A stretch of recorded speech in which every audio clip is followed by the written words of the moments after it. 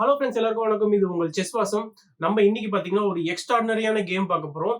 1968ல பால் பென்கோ விளையாண்ட one of the game தான். இந்த கேமை பொறுத்த வரைக்கும் நம்மளுடைய பீஸை நம்ம எப்படி டெவலப் பண்ணணும் அண்ட் நம்மளுடைய பீஸ் டெவலப்மெண்டோட இம்பார்ட்டன்ஸ் என்ன அப்படின்றது இந்த கேம் மூலியமா நம்மளுக்கு புரிய வரும். இதுல பால் பென்கோ வந்து ஒயிட் பீசஸ் ஹேண்டில் பண்ணிட்டு இருக்காரு. கேம் எப்படி ஸ்டார்ட் ஆகுதுன்னு பாத்தீங்கன்னா C4 ஸ்டார்ட் பண்றாரு. இது வந்து இங்கிலீஷ் ஓப்பனிங். இப்ப C6 நைட் F3. C6 மூலியமா இது வந்து இங்கிலீஷ் ஓப்பனிங்ல வந்து கேரகான் டிஃபென்சிவ் சிஸ்டம்னு சொல்லுவாங்க. இப்ப D5 B3. இப்ப B3 ப்ளே பண்ணி இந்த இடத்துல பிஷப் வந்து ஃபியான்கேட்டோ பண்ண போறாரு. இப்ப நைட் F6 ப்ளே பண்றாரு பிளாக். இப்ப G3. இப்ப G3 ப்ளே பண்ணி இந்த இடத்துலயும் அவருடைய பிஷப் வந்து ஃபியான்கேட்டோ பண்ண போறாரு. இப்ப E6 பிளாக் வந்து அவருடைய பான்ஸ் எல்லாமே பாத்தீங்கன்னா புஷ் பண்ணிட்டு இருக்காரு. அவருடைய ஒரே ஒரு நைட்டை தான் டெவலப் பண்ணிருக்காரு. ஒயிட் ஒரே ஒரு நைட்டை டெவலப் பண்ணாலுமே அவருடைய ரெண்டு பிஷப்புமே பாத்தீங்கன்னா ஆக்டிவேட் பண்றதுக்கு ஃபியான்கேட்டோ செட் பண்ணிருக்காரு. இப்ப பிஷப் G2 ஒரு பிஷப் லாங் டைக்னல்ல போறாரு. திருப்பி பிஷப் E7 வருது. இப்ப பிளாக்கும் கேசல் பண்றதுக்கு ரெடியா இருக்காரு. இப்ப ஒயிட் கேசல் பண்றாரு, பிளாக் கேசல் பண்றாரு. இப்ப பிஷப் B2. இந்த இடத்துல பிளாக் உடைய பான் ஸ்ட்ரக்சர் எல்லாமே பாத்தீங்கன்னா இந்த மாதிரியான ஒரு பான் ஸ்ட்ரக்சர் அமைஞ்சிருக்கு. அண்ட் ஒயிட் அவருடைய ரெண்டு பிஷப்புமே வந்து ஃபியான்கேட்டோ பண்ணிருக்காரு. இது வந்து லாங் ரன்ல வந்து நம்ம கரெக்டா பிளே பண்ணோம்னா இந்த மாதிரியான பொசிஷன் வந்து நம்மளுக்கு ரொம்பவே யூஸ்ஃபுல்லா இருக்கும். இப்ப பிளாக் வந்து A5 ஸ்ட்ரைக் பண்றாரு. அவருடைய குயின் சைடுல இருக்க பானை வந்து ஸ்ட்ரைக் பண்றாரு. இப்ப A3. இப்ப C5. சோ இந்த ஒரு பொசிஷனை பொறுத்த வரைக்கும் நீங்க பாத்தீங்கன்னா பிளாக் வந்து அவருடைய பீஸை மூவ் பண்றதை விட அவருடைய பான்ஸை தான் நிறைய டைம்ஸ் மூவ் பண்ணிருக்காரு. பட் ஒயிட்டுடைய பொசிஷனை நீங்க பாத்தீங்கன்னா அவருடைய பொசிஷனை வந்து கரெக்டா வந்து செட் பண்ணிட்டு இருக்காரு. அவருடைய டெவலப்மெண்ட்ல கான்சென்ட்ரேட் பண்ணிட்டு இருக்காரு. அவருடைய ரெண்டு பிஷப் அண்ட் ஒரு நைட்டியும் வந்து டெவலப் பண்ணிருக்காரு. இது மூலியமா அவருடைய பேஸை வந்து ஒயிட் வந்து ரொம்ப ஸ்ட்ராங் பண்ணிட்டு இருக்காரு பால் பென்கோ. இந்த இடத்துல ஃபைனலா பால் பென்கோ வந்து சென்டர் பண்ண ஸ்ட்ரைக் பண்றாரு. அதாவது C takes D5, இப்ப E takes D5, இப்ப D4 பிளே பண்றாரு. சோ சென்டர் பண்ண ஸ்ட்ரைக் பண்ணதுக்கு அப்புறமா இமிடியேட்டா D பானையும் புஷ் பண்றாரு. D பானை புஷ் பண்ணதுக்கு அப்புறமா நீங்க இந்த பொசிஷனை பாருங்க. ஒயிட்டை வந்து கம்பேர் பண்றதுக்கு பிளாக் உடைய பான்ஸ் வந்து கொஞ்சம் வீக்கா தான் இருக்கு. ஏன்னா இந்த சைட்ல குயின் சைட் பான்ஸ் எல்லாம் பாருங்க கொஞ்சம் ஓவர் புஷ் ஆன மாதிரி இருக்கு. ஏன்னா நீங்க பான்ஸை ஓவர் புஷ் பண்ணிட்டீங்கன்னா அடுத்தது உங்களுடைய பீஸ்க்கு வந்து ப்ரொடெக்ஷன்ன்றது ரொம்ப முக்கியமான ஒரு விஷயம். அண்ட் உங்களுடைய குயின் சைட் பீசஸ் எல்லாம் பாருங்க டெவலப்பே ஆகல.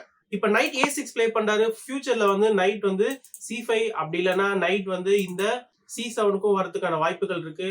C5 வந்து இந்த பானை வந்து நம்ம எக்ஸ்சேஞ்ச் பண்ணதுக்கு அப்புறமா இந்த இடத்துல C5 வரலாம். பட் இந்த இடத்துல நைட் C5ஓ இல்ல நைட் C7ஓ ஒயிட்டுக்கு வந்து பெரிய பாதிப்பை ஏற்படுத்தாது. இப்ப நைட் C3. ஃபைனலா பென்கோ வந்து அவருடைய லாஸ்ட் மைனர் பீஸையும் இப்ப டெவலப் பண்ணிட்டாரு.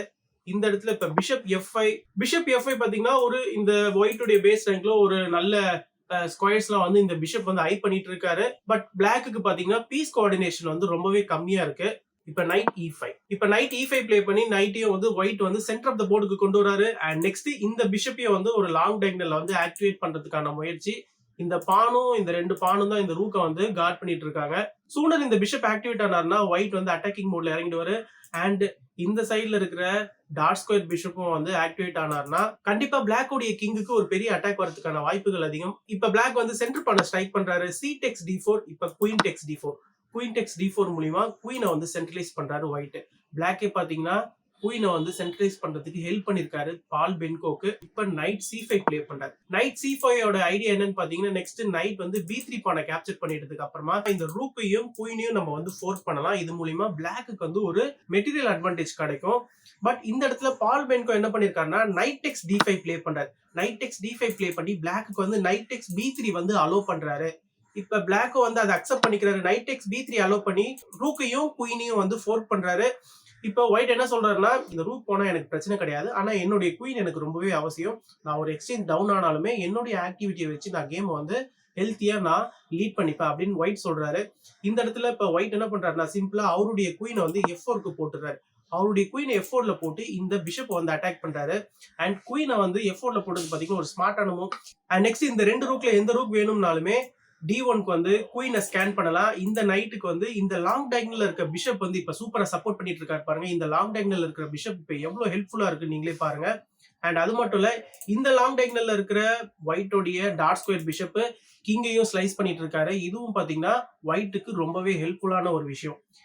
இந்த இடத்துல பிளாக் வந்து நைட் டெக்ஸ் ரூக் பிளே பண்ணல. நீங்க நைட் டெக்ஸ் ரூக் இந்த இடத்துல சப்போஸ் பிளே பண்ணிருந்தீங்கன்னு வச்சுக்கோங்களேன். இந்த இடத்துல சிம்பிளா என்ன ஆகும்னா குயின் டெக்ஸ் பிஷப் பிளே பண்ணிக்கலாம். நம்ம குயின் டெக்ஸ் பிஷப் பிளே பண்ணது மூலியமா நம்ம ஒரு எக்ஸ்சேஞ்ச் டவுன்ல தான் இருக்கும். பட் இருந்தாலுமே இப்ப பிளாக் உடைய இந்த நைட் வந்து அட்டாக்ல இருக்கு. இப்ப பிளாக் சப்போஸ் இந்த நைட்டை நான் காப்பாத்திக்கிறேன் அப்படின்னு சொல்லிட்டு இந்த நைட்டை காப்பாத்தினாருன்னு வச்சுக்கோங்களேன். இந்த இடத்துல ஒயிட் வந்து ரூக் D1 ப்ளே பண்ணலாம். ரூக் D1 மூலியமா நம்ம குயினை ஸ்கேன் பண்றோம். இந்த ரூக் D1 மூவ பிளாக்கால அண்டர் எஸ்டிமேட் பண்ண முடியாது. சப்போஸ் நீங்க அண்டர் எஸ்டிமேட் பண்ணிட்டு ரூக் C8 ப்ளே பண்றீங்கன்னு வச்சுக்கோங்க, இந்த இடத்துல சிம்பிளா ஒரு குயின் சாக்ரிஃபைஸ் பண்ணலாம். அதாவது குயின் டெக்ஸ் ரூக், குயின் டெக்ஸ் குயின். இப்ப நைட் டெக்ஸ் பிஷப் மூலியமா நம்ம விட்ட குயினை திரும்பி எடுத்துக்கலாம். இப்ப குயின் 4க்குனால கிங் வந்து H8 தான் போய் ஆகணும். கிங் H8க்கு அப்புறமா நம்ம விட்ட குயினை திரும்பி எடுக்கிறோம். இப்ப ரூக் டெக்ஸ் நைட்டுக்கு அப்புறமா நம்ம சிம்பிளா நைட் டெக்ஸ் F7 செக் தரலாம். நைட் டெக்ஸ் F7 செக்கு அப்புறமா கிங் வந்து G8க்கு தான் வந்து ஆகணும். கிங் G8க்கு அப்புறமா இப்ப நம்ம நைட்டை தூக்கி E5ல போட்டுக்கலாம். நைட்டை தூக்கி E5ல போட்டதுக்கு அப்புறமா பாருங்க, இப்ப ஒயிட் வந்து ஒரு எக்ஸ்சேஞ்ச் அப்ல இருக்காரு. இதுல இருந்து ரொம்பவே கம்ஃபர்டபுளா ஒயிட் வந்து கேமை வந்து பினிஷ் பண்ணிடலாம். அதனால இந்த பொசிஷனை பொறுத்த வரைக்கும் பிளாக்கால வந்து நைட் டெக்ஸ் ரூக் ப்ளே பண்ண முடியாது. இந்த இடத்துல பிளாக் என்ன பண்ணிருக்காருன்னு பாத்தீங்கன்னா நைட் டெக்ஸ் நைட் ப்ளே பண்ணிருக்காரு. இந்த நைட் வந்து ரொம்ப பாய்சனஸான நைட்ன்றதுனால ஒயிட் உடைய சென்டர் நைட்டை வந்து கேப்சர் பண்ணிட்டாரு. இப்ப பால் பென்கோ வந்து குயின் டெக்ஸ் பிஷப் ப்ளே பண்றது பதிலுக்கு பிளாக் உடைய சென்டர்ல இருக்கிற பீஸை கிராப் பண்ணி அவருடைய குயினை வந்து திருப்பி சென்டருக்கே கொண்டு போறாரு. இந்த இடத்துல நைட் டெக்ஸ் ரூக் ப்ளே பண்ணிக்கிறாரு பிளாக். இந்த ரூக்கை வந்து கேப்சர் பண்ணிக்கிறாரு. இந்த ரூக்கை கேப்சர் பண்ணதுக்கு அப்புறமா இந்த பொசிஷன்ல வந்து ஒரு பிரில்லியண்டான மூவ் ப்ளே பண்றாரு பால் பென்கோ. அந்த என்ன மூவ்ன்றது வேணும்னா நீங்க வீடியோ பாஸ் பண்ணிட்டு ட்ரை பண்ணி பாருங்க. அது என்ன மூவ்னு பாத்தீங்கன்னா நைட் டெக்ஸ் F7 ப்ளே பண்றாரு. நைட் டெக்ஸ் F7 பாத்தீங்கன்னா ஒரு பிரில்லியண்டான மூவ். இது எதனாலன்னு பாத்தீங்கன்னா இந்த நைட் வந்து குயினை வந்து அட்டாக் பண்ணிட்டு இருக்கு. அண்ட் இந்த நைட் மூலியமா இந்த பிஷப் வந்து இப்ப கிங் சைட்ல ஸ்கிரான் பண்ணிட்டு இருக்காரு. இந்த இடத்துல நீங்க ரூக் டெக்ஸ் நைட் ப்ளே பண்றீங்கன்னு வச்சுக்கோங்களேன், சிம்பிளா என்ன ஆகும்னா பிஷப் டெக்ஸ் D5 இருக்கு. பிஷப் டெக்ஸ் D5 மூலியமா இந்த ரூக்கை நம்ம பின் பண்றோம். அண்ட் நெக்ஸ்ட் பிளாக் உடைய இந்த நைட் வந்து ஹேங்கிங்ல இருக்கு. ஒயிட் வந்து டாமினேட்டிங் பொசிஷன்ல இருக்கிறதுனால இந்த பொசிஷன்ல இருந்து கண்டிப்பா பிளாக்கால தப்பிக்கவே முடியாது. அதனால இந்த பொசிஷனை பொறுத்த வரைக்கும் ரூக் டெக்ஸ் நைட் ப்ளே பண்ண முடியாது. அண்ட் இன்னொரு ஒரு விஷயம் என்னன்னு பாத்தீங்கன்னா இந்த நைட் வந்து குயின் அட்டாக் பண்ணிட்டு இருக்காரு. இந்த இடத்துல பிளாக் வந்து கிளவரா என்ன பண்றாருன்னா குயின் எடுத்துட்டு போயிட்டு C8ல போறாரு. அதாவது பதிலுக்கு ஒயிட் உடைய குயினே அட்டாக் பண்றாரு. பால் பென்கோ இந்த இடத்துல இன்னொரு ஒரு எக்ஸ்ட்ராடினரியான மூவ் ப்ளே பண்றாரு. அது என்ன மூவ்ன்றது வேணும்னா நீங்க திருப்பி வீடியோ பாஸ் பண்ணிட்டு ட்ரை பண்ணி பாருங்க.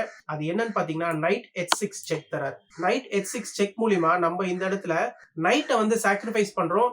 இந்த நைட்டை கண்டிப்பா பிளாக்கால அக்செப்ட் பண்ணிக்க முடியாது. பிளாக் சப்போஸ் இந்த நைட் அக்செப்ட் பண்ணிட்டாருன்னு வச்சுக்கோங்க, நம்ம சிம்பிளா இந்த இடத்துல பிஷப் டெக்ஸ் D5 பாத்தீங்கன்னா ஒரு சூப்பரான செக் வரும்.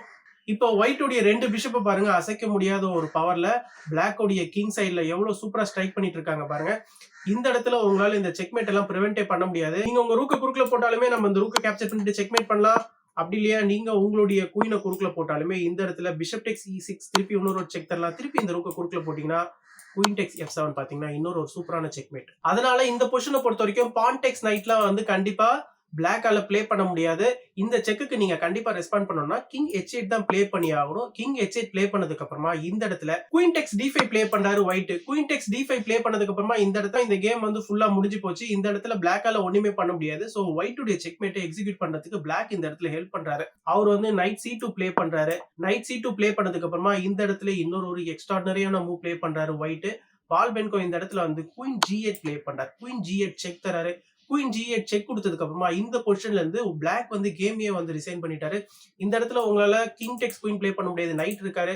ரூக் டெக்ஸ் குயின் தான் ப்ளே பண்ண முடியும். ரூக் டெக்ஸ் குயின் ப்ளே பண்ணீங்கன்னா நைட் F7 பாத்தீங்கன்னா ஒரு சூப்பரான ஸ்மதர்டு செக்மேட். சோ இந்த ஒரு செக்மேட் பாத்தீங்கன்னா ரொம்பவே ஒரு அற்புதமான ஒரு விஷயம். அதனால இந்த பொசிஷன்ல இருந்தே பிளாக் வந்து கேமையே வந்து ரிசைன் பண்ணிட்டாரு.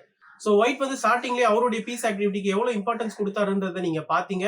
நம்மளும் இந்த மாதிரி ப்ளே பண்ணும்போது நம்மளுடைய பீசஸை வந்து ஒரு எஃபெக்டிவா டெவலப் பண்ணணும். அது மூலியமா நம்மளுக்கும் ஒரு நல்ல ரிசல்ட் கிடைக்கும். இந்த ஒரு கேமை பத்தின உங்களுடைய கருத்துக்கள் அண்ட் இந்த கேமோடைய பினிஷிங்கை பத்தி உங்களுடைய கருத்துக்கள் என்னன்றது நீங்க கண்டிப்பா கமெண்ட் செக்ஷன்ல மென்ஷன் பண்ணுங்க. நான் இதோட இந்த வீடியோ முடிச்சுக்கிறேன். ஃபைனலா நான் சைன் அப் பண்றதுக்கு முன்னாடி நம்ம சேனல் இன்னும் யாரும் சப்ஸ்கிரைப் பண்ணலனா தயவு செஞ்சு சப்ஸ்கிரைப் பண்ணிக்கோங்க. தேங்க்யூ.